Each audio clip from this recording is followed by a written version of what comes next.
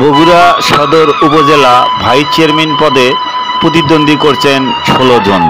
প্রার্থীরা হলেন যথাক্রমে কামরুল বাশার খান মার্কা বৈদ্যুতিক বাল্ব, জাপা নেতা ইকবাল হোসেন লাঙ্গল, MR বিপ্লব মার্কা তালা, SM শরীফুল আলম পিপলু টিয়া পাখি, ইফতেখার ইসলাম মামুন আইসক্রিম, ওবায়দুল হোসেন মার্কা মাইক, সোহাগ হোসেন মার্কা চশমা, জাকিরুল ইসলাম মার্কা গ্যাস সিলিন্ডার, মশিউর রহমান মার্কা পালকি, রাজিদুল রহমান মার্কা বই, রকনুজ্জামান মার্কা টাইপ রাইটার, শফিউল্লাহ সরকার মার্কা ক্রিকেট ব্যাট, সুরজ শেখ মার্কা ঘুড়ি, হাবিব হাসান মার্কা উড়োজাহাজ, রায়ান শেখ মার্কা